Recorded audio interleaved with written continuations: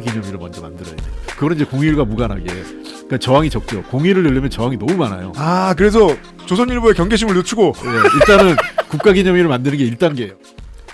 여당 원내대표급의 정보력과 판단력을 갖춘 정치인을 모시면은 보통 저희가 무엇이든 물어볼 수 있죠. 원내대표급의 정보력과 판단력을 지닌 분을 찾는 방법은 간단합니다. 원내대표 했던 분을 모시면 됩니다. 민주당의 홍익표 전 원내대표를 모셨습니다. 어서 오십시오. 네, 반갑습니다. 홍익표입니다. 반갑습니다. 지난 총선 이후에 예, 지금도 계속해서 서울 서초을 지역위원장 하고 계시죠? 예, 그렇습니다. 네. 계속 이제 거기 당원들하고 활동도 하고 계시던데. 예, 뭐 얼마 전에 산행도 한번 했고요. 네. 또 전에 그 송영길 대표 한번 모시고 당원 교육도 한번 했고. 네. 그리고 이제 다음 주인가요? 그 12월 초에 또 우리 당원들하고 함께 음악회도 한번 할 예정입니다. 옛날만 해도요. 예. 이 강남에 험지 간다라고 하는 중견 정치인들 계시면 한 석 달 계시다가 바로 사라지셨거든요. 근데 지금 벌써 뭐 라포 충분히 쌓일 만큼 벌써 이제 2년. 제가 2022년 7월에 갔어요, 사실. 야, 그죠, 맞다. 한참 전에. 네. 그러니까 많은 분들이 오해하시는 게 총선 앞두고 갔다 뭐 또 누구한테 뭐 양보하기 위해서 갔다 이러는데 맞다. 4년. 와. 그게 아니고 예. 22년 7월 그때 이재명 대표 되실 때 처음 당대표 될 때 선거 네. 그때 비대위원장이 지금 우상호 정무수석이었거든요. 그래서 우상호 정무수석 비대위원장하고 상의해서 그때 옮겼던 겁니다. 이 지방에 대해서 모르시는 분들을 위해서 제가 그 선거 방송을 할 때마다 늘 참 깜짝 놀라는 지역구인데요. 서울 서초을은 서울 서초갑과 서울 강남갑에 비해서 훨씬 험지다. 다른 말로 서초갑이나 강남갑은 서초을에 비하면 험지가 아니거든요. 제가 본 데이터에 의하면 여러분 여기는 대법원이 있고 대검찰청이 있고 아크로비스타가 있는 지역구입니다. 거기가 서초 4동이 아크로비스타가 있는데요. 네. 그 아크로비스타가 있는 투표구에서는 이재명 후보 2022년도 네. 선거 때 9대1로 나왔다는 설이 있어요. 네. 확인 안 되는. 그리고 실제로 이번 선거에서도 거기는 8대2였습니다. 대통령 선거에. 서울에 그런 곳이 있습니다. 예, 저도 제가 한 42.5% 얻었는데 네. 서초 4동에서만은 7대3으로 졌어요. 그죠. 예. 네. 거기서만 한 40% 나왔었으면 제가 한 45% 이상 얻었죠. 예. 그 무시무시한 몰표구역이에요. 딱 그 서초동이. 예, 그렇습니다. 네. 거기에 서초 4동하고 제가 살고 있는 방배 3동이 안 좋은데 방배 3동은 그거보다 조금 난데 거기도 안 좋아요. 이 두 군데의 특징이 고령 인구가 많으세요. 아, 그렇죠. 예. 네. 그러니까 방배동만 해도 이제 관악구의 표심하고 조금 닮은 구석이 그나마 있어서 예. 원래 살던 분들이 계속 계시니까 예. 네. 그 이수역을 중심으로 이제 예, 방배 동쪽으로 2동 왔다 쪽은 갔다 좀 하시는. 나은데 제가 네. 이제 방배 2동 3동이 지역구인데 2동은 그래도 조금 나요. 근데 최근에 거기도 재개발되면서 왕창 나가가지고 그럼 또 있는 분들이 들어와요. 예. 근데 차라리 네. 재개발되는 게 낫다 생각도 들어요. 왜요? 재개발돼가지고 자산 가치는 올라와도 좀 젊은 세대가 들어오거든요. 보법이 다릅니다. 사지에 오시면 저는 이제 아파트 가격은 더 이상 중요한 기준이 아니고 거기는 싸도 뭐 30억이 기본이니까 그래서 아파트 가격보다는 차라리 젊은 세대가 들어오면 소통이 더 좀 낫다 이런 생각이. 아, 그죠. 그렇게 생각하실 수밖에 없죠. 거기 지역위원장이시니까 내가 여기 예. 묻기로 한 이상 레미안 원베일리의 진보적인 표심은 어디에 있는가 이런 걸 생각해야 될 거 아니에요. 그렇죠. 그나마 젊은 세대가 조금 소통이 되니까. 와. 그래서 저는 서초 4동이 좀 표심이 나아지려면 삼풍 아파트가 재개발돼야 돼요. 야, 이거 재밌네요. 실제로 제가 서초 이동은 네. 좀 잘 나왔어요. 서초 이동은 평균만큼 나왔는데 네. 서초 이동이 재개발이 완전히 다 돼가지고 실제로 아파트 가치는 거기 다 40, 50억 해요. 네. 근데 거기는 그래도 평균적으로 나왔어요. 그러니까 뭐 저 옛 정보사터 지역에 예. 새로 생긴 집들. 아니 그게 기술장 풀면서. 예. 서초 이동이 예. 그 어디냐면 저 교대 있고 교대. 교대에서 좀 안쪽으로 들어가고 지난번에 서희초 우리 초등학교 사건도 있고 했잖아요. 그 주변인데 네. 옛날에 무지개 아파트 이런 게 다 재개발된 겁니다. 맞습니다. 예, 재건축돼 가지고 네. 도리어 그 지역은 가보면요 한 30대 40대 아이들 많이 있는 부모들이 많이 있어요. 네. 그 지역은 다니면 굉장히 반응이 괜찮아요. 젊은 부부들은. 예. 그래서 역시 30대 40대에서는 괜찮다. 음. 실제로 저희가 그 여론조사에 보면 40대 50대는 그 지역에서도 제가 이기는 걸로 나와요. 강남에서도 해볼 만하죠. 서초에서도. 예. 네. 근데 이제 60대 이상에서 완패. 네. 그리고 이제 2030 세대에서 조금 특히 20대에서 좀 좋지 않고 그리고 희한하게 안 좋은 거는 여성표에서 안 좋아요. 그 통상적으로 제가 성동에 있을 때도 그렇고 네. 대체로 서울의 지역구의 국회의원들 평균이 남성보다 여성표가 더 잘 나오거든요. 네. 그러니까 예를 들면 50% 나온다. 그럼 여성이 55%, 남성이 한 45%에서 여성표가 캐리하죠. 예, 네. 여성표 우리 당이 비교적 여성표가 높은데 유일하게 강남 서초에선 여성표가 안 나와요. 네. 그 이유가 뭐냐면 여성표 중에서도 직군으로 봤을 때 제일 나쁜 게 전업주부거든요.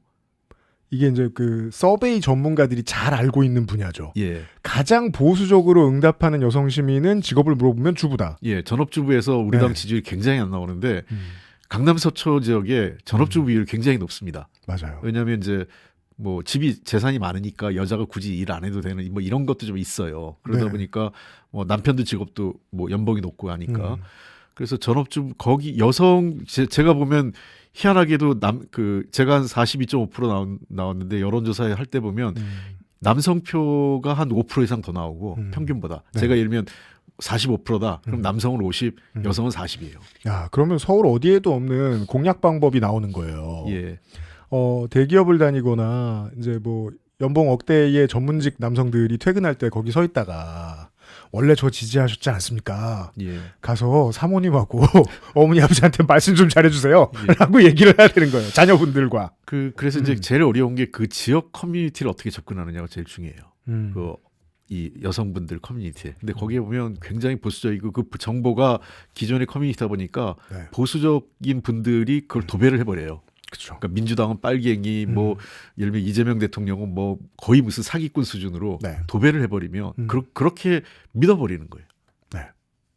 야, 이게 뭐 정치인분들 오시면 지역구 얘기 많이 합니다만, 이 지역구 얘기가 이렇게 재밌을 줄 몰랐습니다.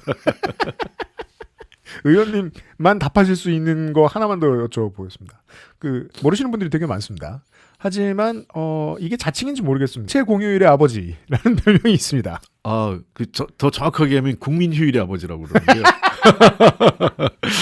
왜 그러냐면 네. 국민휴일법을 최초로 발의했고요. 그걸 법을 통과시켰어요. 제가 3번을 발의해가지고 그러니까 2013년부터 초대 19대 국회 들어와서 네. 그때부터 법안을 내서 21대에 겨우 통과시켰습니다. 우리가 지금 누리고 있는 토요일, 일요일, 월요일 연휴는 그건 아직 안 됐어요. 그건 아직 안 됐고. 예, 그게 제가 이제 여러 종류의 그걸 세트를 냈는데 첫 번째는 대체휴일. 네. 그러니까 이제 빨간 날이 일요일이나 이런 데 겹치면 네. 하루를 대체휴일을 늘려주는 거. 그리고 두 번째는 선거일도 휴일로 하는 거. 그렇죠. 예. 네. 왜냐하면 선거일이 휴일이 아니라 이게 노조 합의상이에요. 노사 합의상. 그리고 우리나라는 법 자체가 없었어요. 그 휴일에 관한 법이. 네. 어떤 규정으로 하냐면 옛날에 혹시 세대가 어떻게 되시는지 모르겠는데 옛날 네. 공일 반공일 얘기 들어보셨어요? 놀토요? 그러니까 토요일은 반공일, 네. 일요일은 공일 이랬거든요. 그렇죠. 그게 왜 그러냐면 공무원이 노는 날과 공무원이 반만 일하는 날이에요. 그렇습니다. 제가 군대 때 경험해봤습니다. 예. 네. 그래가지고 공무원 관공서 휴일에 관한 규정이 있어요. 그 규정에 공무원이 쉴 때 같이 신고고 근로기준법에 따라 주 1회 휴일을 보장한다. 그러니까 네. 노동자들은 근로기준법에 일반 국민들은 법이 없었어요. 공무원들만 쉴 수 있고. 그렇죠. 예, 그러다 보니까 이거 안 된다. 모든 나라들이 국민휴일에 관한 법이 있는데 우리나라만 휴일에 관한 법이 없다 해서 국민휴일법을 제정을 한 거예요. 그다음에 마지막에 하나는 안 들어간 것은 3일 연휴. 소위 그러니까요. 요일제 월요일을 그러니까 예를 들면 어린이날의 취지는 뭐겠어요? 엄마와 아빠와 아이가 같이 노는 거 아니겠어요? 그렇습니다. 그러려면 월요일 날 이렇게 연휴를 만들어주면 일요일 월요일을 묶어서 같이 쉴 수 있게 해주려는 그래서 5월 첫 번째 월요일 그리고 미국도 메모리얼 데이라고 그래가지고 네. 마지막 월요일을 네. 5월 마지막 월요일을 메모리얼 그렇죠. 데이를 해. 우리 현충일 기념을 해요. 네. 그리고 현충일 같은 경우 그러니까 날짜가 그렇게 중요하지 않는 의미를 가진 몇 개는 미국은 상당 부분 요일을 쓰죠. 요일주 다 바꿔놨어요. 네. 그래가지고 3일 연휴를 만들어준 거죠. 토일 월을 쉬게. 그러면 이제 이 분야의 전문가시기 때문에 입법을 할 때 고민을 많이 해보셨을 테니까 우리 이제 매월 12월 첫 주에 민주주의 수복의 날 같은 걸 하나 집어넣었으면 좋겠는데. 예, 그래서 이거를 단계가 있어요. 먼저 바로 공휴를 못 가요. 오, 그래서 네. 이제 이 그 국가 기념일을 먼저 만들어야 돼요. 자, 정치인적 접근입니다. 예. 국가 기념일을 먼저 만들어요. 그렇죠. 그거는 이제 공휴일과 무관하게. 그러니까 저항이 적죠. 공휴일을 넣으려면 저항이 너무 많아요. 아, 그래서 조선일보의 경계심을 늦추고 예, 일단은 국가 기념일을 만드는 게 1단계예요. 그러니까 저는 근데 12월 3일로 얘기하는데 12월 4일로 해야 됩니다, 이거. 왜죠? 12월 3일은 계엄일이고요. 우리가 비상계엄을 기념할 수 없잖아요. 우리가 해제한 날은 12월 4일이에요. 그렇죠. 자정 넘겨서 했잖아요. 그러니까 이거 저 국회에서 잘못됐네. 의원식 의정도 12월 3일 그래 이러면 뭐야 그 윤석열의 비상계엄을 기념하는 게 아, 있잖아요. 3일은 내란 1주년. 그렇죠. 4일이 진압 1주년. 예, 내란 극복 1주년은 12월 4일입니다. 그래서 이제 그거 꼭 한번 얘기해 주세요. 저도 얘기하는데 아, 네, 인정. 100% 인정합니다. 예, 네. 12월 4일을 내란 극복 뭐 내란 극복하면 또 저쪽이 저항하니까 네. 뭐 빛의 혁명 민주주의 회복 기념일 뭐 이런 정도로 아, 중요한 건 저항을 취소해야 돼요. 그렇죠. 네. 이게 그렇게 해서 국가 기념일을 먼저 만들면 네. 우리가 국가 기념일 많잖아요. 무슨 날 있는데 다 쉬진 않아요. 음. 그러다가 한 몇 년 있다가 네. 야 끊임없이 노력 이제 문제 제기를 하는 거죠. 아, 국가 기념일 같지 않고 이거는 뭔가 법정 기념일로 해가지고 법정 공휴일로 해야 되는 거 아니냐 이런 여론을 이제 싹 만들어 가야죠. 그러면 한 2, 3년 그 논의를 하면 네. 자연스럽게 야 그래 휴일 하루 늘려도 뭐 크게 경제 문제가 안 돼. 이렇게 해가지고 이게 저 현실 정치학입니다, 여러분. 그러니까 너무 욕심내서 바로 저 공휴일 만들자 이러면 뭐 노는 날이 얼마고 그 기업에 주는 피해가 언제 어떤데 하면서 그렇죠. 국가 기념일도 안 돼요. 우리는 20년 전에 주 5일제를 가지고 전쟁 보도하듯이 오랫동안 뒤덮었던 재래 언론을 기억하거든요. 그렇습니다.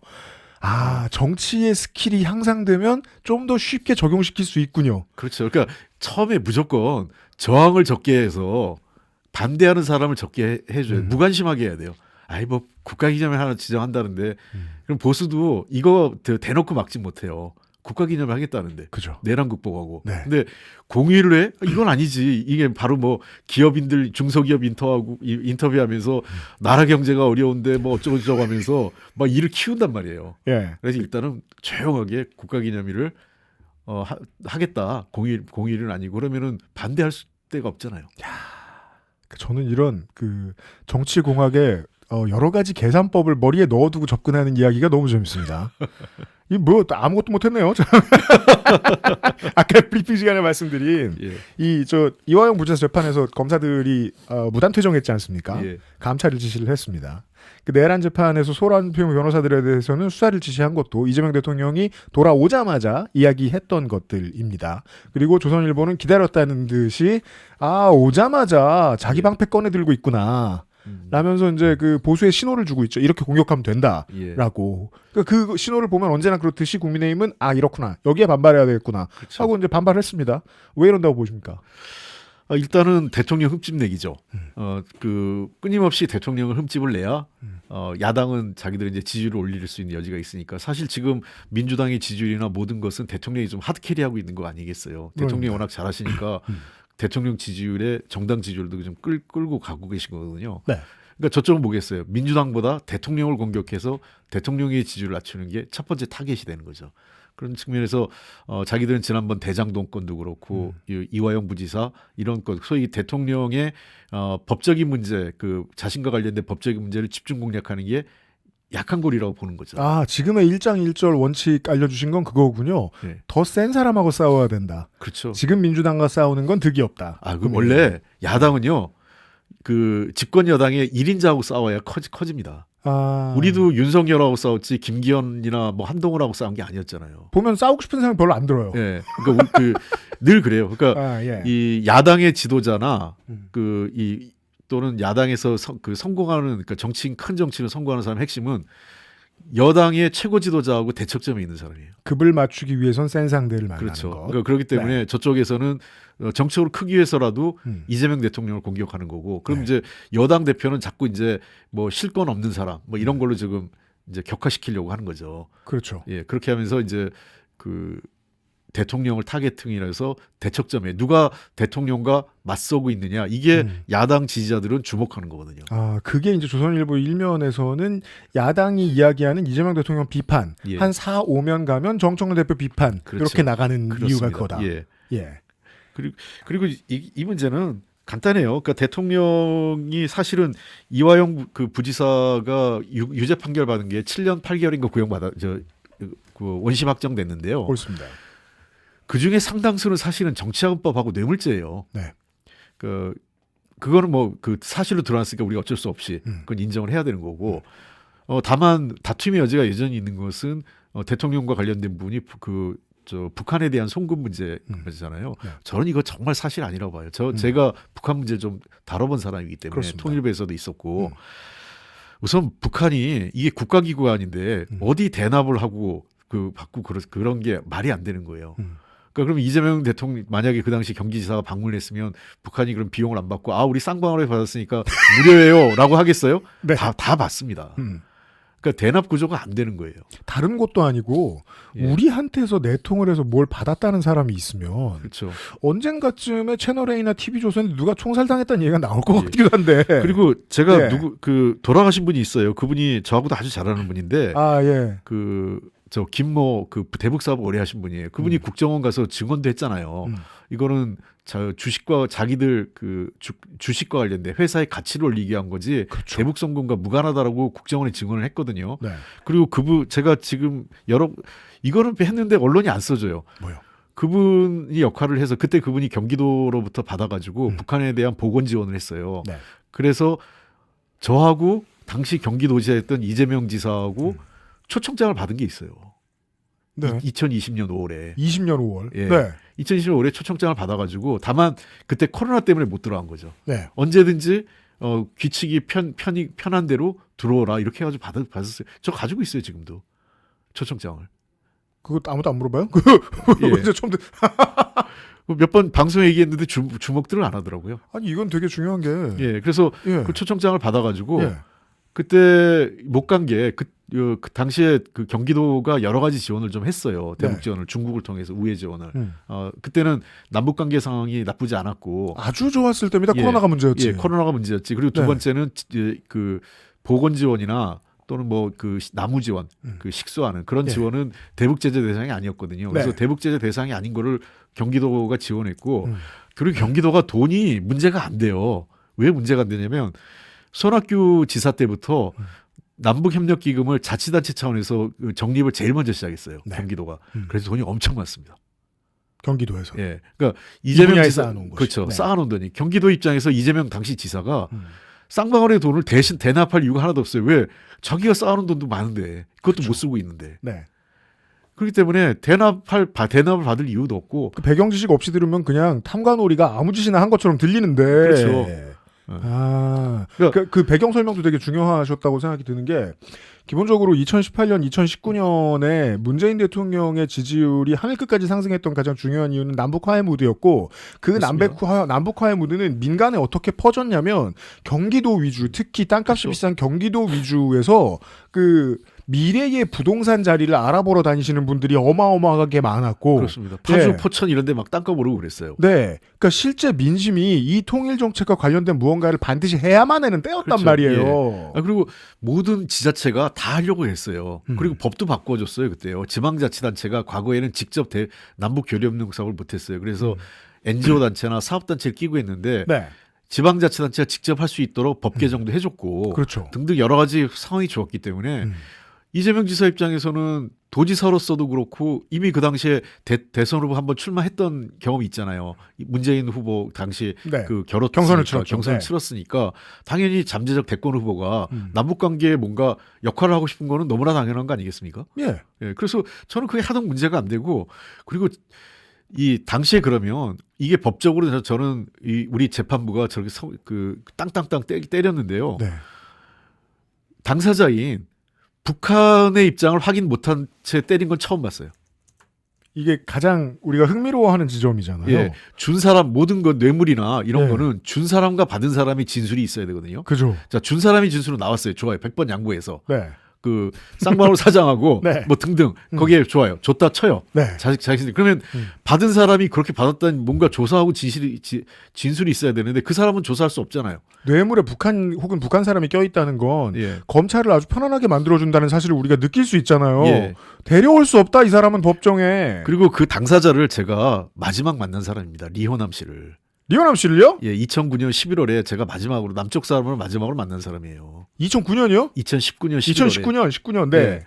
그때 제가 법적 절차를 다 밟았습니다. 다행히. 안 그러면 네. 나중에 막 제가 야당이 되고 났는데 네. 제가 원내대표 때인데 갑자기 윤건영 의원이 헐레벌떡 뛰어왔어요. 그러더니 저한테 선배님 혹시 북한하고 몰래 이렇게 만난 적 있어요? 그러더라고요. 그래가지고 뭘 몰래 만나? 윤건영 의원도 알 텐데 내가 그때 대통령실에도 다 서류로 보고했잖아. 만난 적은 있는데 몰래는 아니었어. 예, 그래서 네. 다 보고했잖아. 그랬더니 어떻게 하셨는데 그러더라고요. 자기 기억이 잘 안 난다고.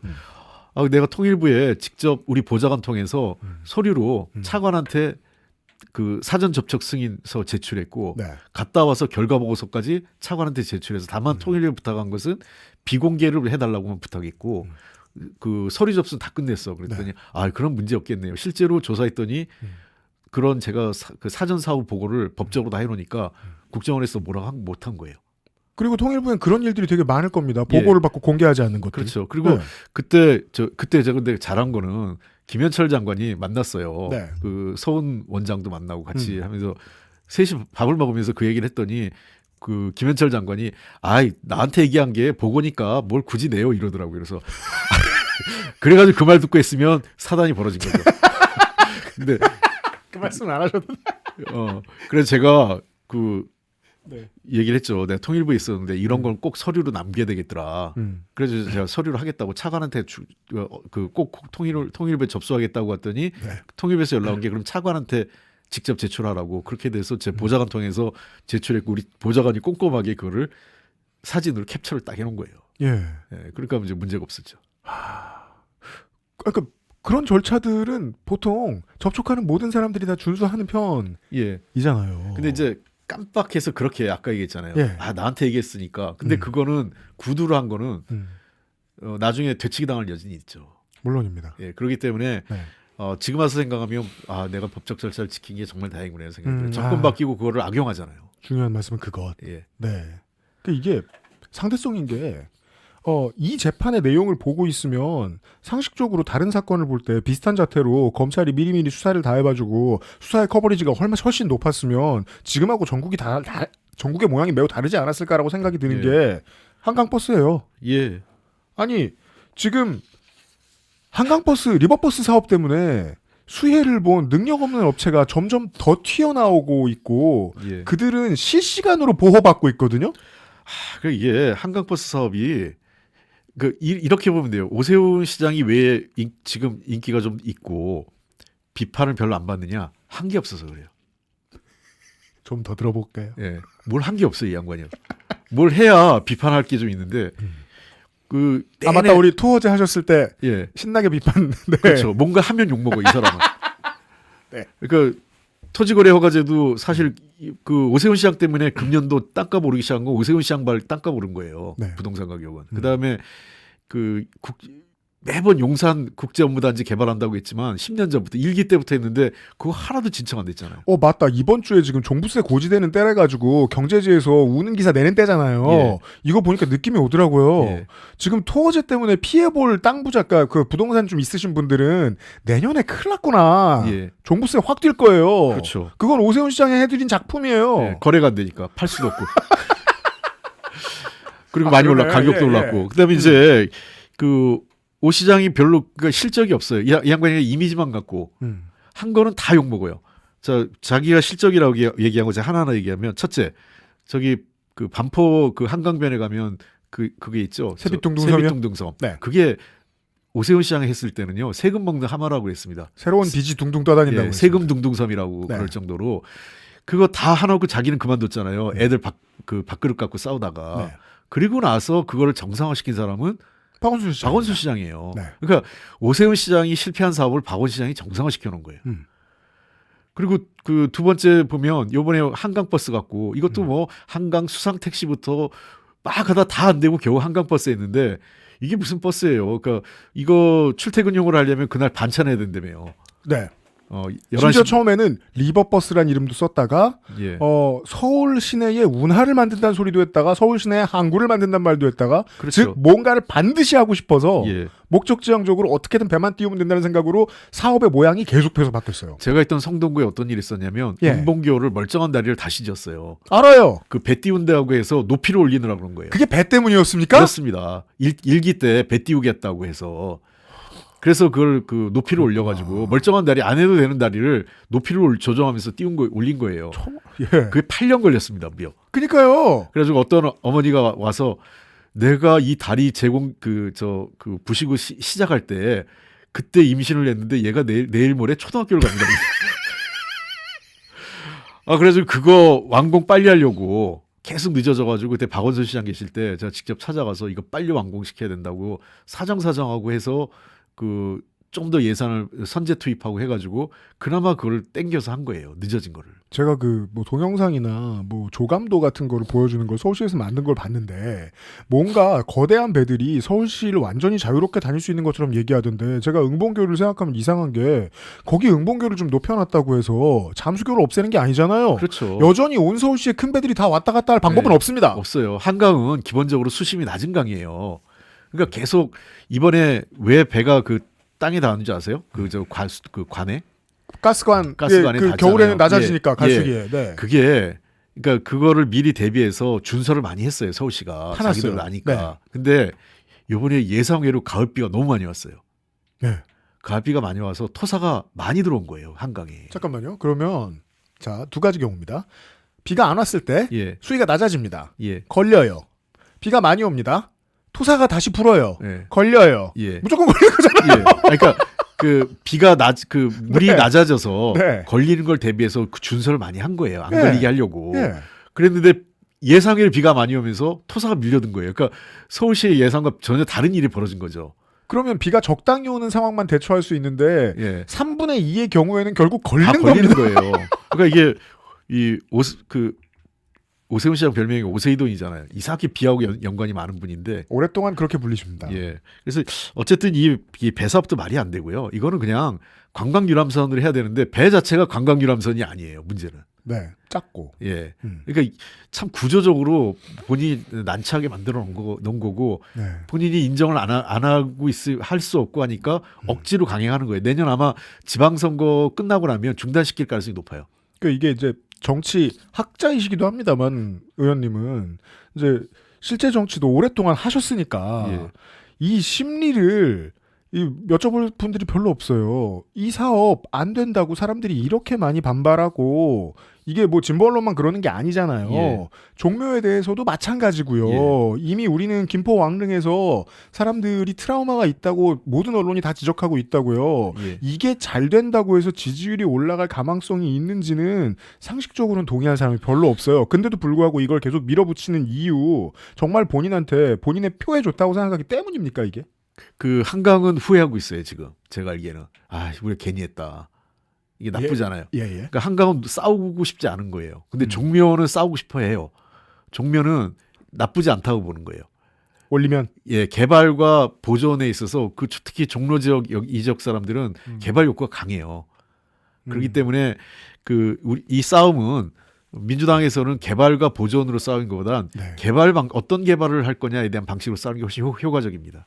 지금 그런 얘기 하고 있잖아요. 예. 이게 위로 높아진다고 해서 많은 걸 수용하는 게 아니다. 그렇죠. 도시 계획은 그런 식으로 하는 게 아니다. 그렇습니다. 그러니까 저는 그래서 차라리 우리 당이 유홍준 국가유산청장이랑 같이 가서 문제 제기를 하는 게 아니라 셀럽 정도의 도시개발 계획자 이런 사람들하고 같이 가서 국제도시로 갈 때 서울의 이 모습 그리고 이 문화재와 고층 빌딩은 어떻게 조화롭게 공존할 것인가. 경제에도 나쁘지 않다. 예, 그런 문제들에 대해서 도리어 도시 전문가의 입장을 갖고 반박을 하는 게 훨씬 좋았습니다. 그리고 첫 번째 문제는 이게 다 이미 끝난 사회적 합의가 끝난 사업이라는 거예요. 그거를 우리가 공격을 했어야 돼요. 네. 2020년에 관리처분 인가가 승인이 나고 네. 그다음에 2021년에 계획변경 승인이 다 나서 이미 끝났어요. 그때 20층 한 70 75m 높이의 20층 건물을 했어요. 이거를 2배로 높여서 38층에 144m로 바꾼 거예요. 네. 자, 이걸 왜 바꿨냐는 거예요. 그러면 누구한테 이익이고? 오세훈 시장이 이런 전적이 많아요. 개발업자들의 그렇죠. 이익을 챙겨주는. 맞아요. 우리 잊어버렸지만 파이시티 사업이란 게 있었어요. 네. 그때도 그 요즘 명태균 사건 때문에 그 불려다니는 그 오세훈 시장의 핵심 오른팔 강철원 씨가 그때 구속되잖아요. 강철원 씨. 뇌물 네. 혐의로. 그러니까 파이시티 사업이 그때 그 사람이 다 뒤집어써서 오세훈 시장이 살아난 겁니다. 그 양재동 트럭터미널 터에서 그렇죠. 만들어 놓은 그거. 예. 그 네. 사업 나중에 자초되다가 겨우 이제 이후에 오세훈 그 누구야 우리 박원순 시장 때 그 네. 할임으로 넘어가면서 겨우 그게 정상화된 거죠. 네. 아, 지금 이제 그 얘기해 준 부분 중에 중요한 게 그 적어도 내가 표를 지방 정부의 장한테 누구한테 줄까라고 고민하시는 분들은 적어도 아니 그래서 개발하려다 안 된 거네가 예. 아니라 대안으로도 잘 살 수 있는 거네라는 희망을 주는 사람한테 주고 싶은 거다. 예. 그러면 오세훈 시장 측의 종묘에 대한 입장은 그거다. 민주당이 답을 저렇게 내면 결국 표심은 용적률 앞에 장사 없어. 그렇죠. 이거 밀어붙여도 돼. 그럼 우리가 해야 될 일은 용적률이 아니어도 잘 살 방법은 많아. 그렇죠. 아니면 두 번째 네. 용적률이 대략 한 500% 중반대에서 이게 1000%까지 올라갔거든요. 네. 그러면 누가 이익을 가져가느냐는 거예요. 그죠. 그 이익은 사회적으로 환원되느냐 문제. 왜 개발업자와 이 사람들의 이 수익성이 떨어지는 것을 공적 기관이 그거를 이 용적률을 높여가면서 메꿔줘야 되는가 하는 문제. 그죠. 그러면 메꿔줄 때 그 이익을 어떻게 환수하느냐 문제. 이런 문제가 해소가 안 되잖아요. 실제로 그 시내 서울 시내 종로 1, 2, 3, 4, 5가 지역에 있는 오피스텔들은 외부에서 드나들고 하는 인구 증가나 뭐 저 관광 활성화 이런 거에 도움이 크게 되지 않습니다. 맞아요. 왜 그러냐면요. 예. 저는 이제 용적률 제도 좀 바꿔야 된다고 생각을 해요. 거기까지 할까요 오늘? 네. 예, 재밌네요. 너무 늦어서. 이게 용적률 제도 왜 바꿔야 되냐면 과거 이게 산업화 시대 직주분리 때 만들어진 거예요. 그러다 네. 보니까 주거지역, 상업지역, 공업지역 이렇게 분류가 됐죠. 그렇죠. 근데 지금 도심 개발은 공업지역은 거의 없고 다들 그 주거와 상업 공간이 복합타운으로 개발이 모든 글로벌 대도시의 패턴이에요. 네. 그러니까 용적률 제도에는 대대적인 수순이 필요해요. 상향하는. 자, 그렇다면 서울은 어떻게 할 거냐의 문제가 남아 있고, 그다음에 두 번째 그 세운상가 일대에서 을지로 그 말씀하신 대로 이 지역의 핵심은요 인구가 계속 줄어요. 네. 종로 중구 합쳐서 지금 25만 밑으로 내려와 있어요. 그렇습니다. 그러니까 이 지역의 인구를 다시 늘리는 그 베드타운과 상업지구를 그 결합하는 오피스타운하고 그래서 네. 이 지역이 주거하고 살면서 일하면서 즐길 수 있는 도시로 만들어줘야 돼요. 네. 그러니까 지금 오세훈 시장이 저기다가 상업지구 지금 대대적으로 상업용도로 해서 용적률 높이는데 저게 지역 경제에 그렇게 도움이 안 되고 지금 더 중요한 것은 용적률 제도를 개편하면서 기존의 오피스를 주거 공간으로 전환할 수 있도록 방법을 찾아봐야 돼요. 그래야 청년 세대 주택 문제, 도심 내 주택 문제도 해소가 돼요. 그러니까 우리가 할 수 있는 거는 가용한 자원을 최대한 활용하고 그것이 모자랄 때 필요한 부분을 보충하고 신축하고 이렇게 해야 되는데 그런 노력도 없이 무조건 지으면 된다. 서울은요. 신축 아파트를 지으면 가격을 낮추는 게 아니라 신축 아파트가 구축 아파트 가격까지 끌어올립니다. 연담대도시의 브랜드 가치를 담당할 겁니다. 그 사람들이 사는 것과 마찬가지로 예. 오피스텔만 있는 곳에 사람들이 그다지 많이 돌아다니지 않는 것처럼 그렇죠. 그러니까 오고 싶은 서울이나 오고 싶은 한국에서 종로구와 중구가 하는 일들이 많을 텐데 지금 세운상가 높이를 만약에 그대로 뒀는데 e스포츠 팬들이 이거 걱정한단 말이에요. 롤파크가 이렇게 작아가지고 예. 세계 최고의 리그인데 LCK는 장사 어떻게 하냐. 예. 근데 거기 꽉 채워서 롤파크만 해도 글쎄요, 연인원 1000만 명 다녀갈 것 같은데 그거 그렇게 하자는 건 아니라 그렇죠. 왜 그런 생각이 이제 말씀 들으면서 깨닫게 됐냐면 동대문 바로 옆에 JW 메리엇 호텔이 정말 예쁜데 보통 JW 메리엇 호텔처럼 높지 않고 동대문보다 뭐가지 하나 낮잖아요. 그렇죠. 근데 둘이 어울려서 되게 예쁜 그림을 예. 내고 거기에 오는 거기 돈을 쓸 수 있는 관광객들은 옆에 동대문에 상가 가서 전통시장을 매겨 살리잖아요. 이게 오세훈 시장이 그 어느 집단한테 제일 공공의적인지 아세요? 누굽니까? 야구 팬들입니다. 아, 그럼요. 예. 저도 그럼요. 야구 좋아하는데 원래 동대문 운동장이 야구의 메카거든요. 네. 거기를 돔구장으로 지었어야 되는데 거기에다가 DDP를 갖다 놓은 거예요. 저는 제 응원팀을 사랑하지만 고척돔은 싫습니다. 예. 아니, 그러니까 뭐 고척돔도 뭐 지은 건 좋은데 네. 그런 돔구장이 사실 서울에 요미우리 자이언츠와 같은 그 도쿄돔 같은 도쿄돔. 한 5만 명 안팎의 돔구장을 진작 만들었어야 돼요. 그니까요. 왜 그러냐면 우리 소녀시대나 BTS 이런 사람들이 다 도쿄 가서 공연하잖아요. 네. 그 이유는 거기서 한 번 공연할 때 대략 거기가 도쿄돔이 한 6만 5천 명 수용이거든요. 콘서트 기준. 네. 콘서트 기준으로 하면 4만 명인가요? 네. 그러니까 야구장 기준으로 한 6만 5천이기 때문에 무대 설치하고 그 관객을 하는데 보면 한 4만 명 정도 들어가요. 네네. 근데 우리는 고척돔이 제일 큰데 2만 명 들어가기 때문에 많이 들어가야 12,000명 정도 들어가면 꽉 찹니다. 네, 택도 공연장으로. 없습니다. 네. 그러니까 공연 4번 해야 되는 4번 해야 도쿄돔하고 비슷한 건데 그죠. 4번 하면 비용 다 들어요. 공연이란 건. 물론입니다. 예, 그렇기 때문에 수익이 안 나는 거예요. 네. 그래서 자꾸 다 도쿄 가서 그러니까 돈은 일본에서 버는 거죠. 우리나라 아이돌 그룹들이 공연을 하면 일본에서 주로 하니까. 아, 그거 크리티컬하네요. 서울시장이 미래를 내다볼 해안이 있었다면 우리의 문화적인 스포츠적인 경쟁력을 믿고 5만 10만이 들어가는 장소를 하나 만들어 놨었어요. 그렇죠. 그리고 대안도 없이 지금 뭐 대안을 뭐 마련한다고는 하지만 대안도 없이 그거를 그 잠실도 그 구장도 지금 다시 짓겠다고 하잖아요. 그것도 너무 웃기잖아요. 아니 네. 왜 그러니까 지은 다음에 헐지. 그렇죠. 왜 헐면서 지어요?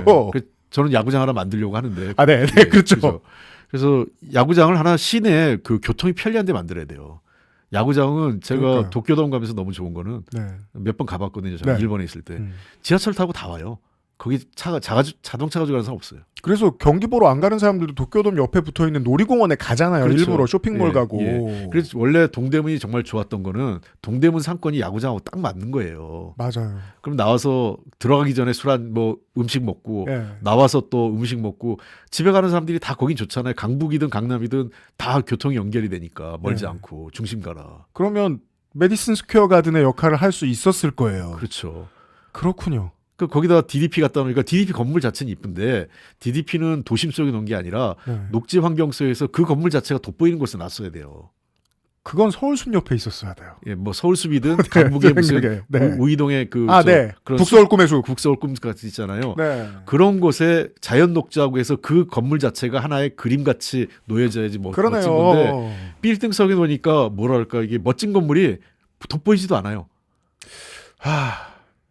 시간이 되게 빨리 가는데요. 예, 그러네요. 저 출마 선언 선수를 뺏기셨는데 언제 하세요? 12월 한 중순 전쯤 그 전후에서 일단은 뭐 정기국회 다 마무리되고 네. 예산 문제 이런 게 마무리되면 그때쯤 할 생각입니다. 알겠습니다. 네. 실전 정치학 시간입니다. 시간 또 내주시면 감사하겠습니다. 예. 홍익표 원내대표 수고하셨습니다. 고맙습니다.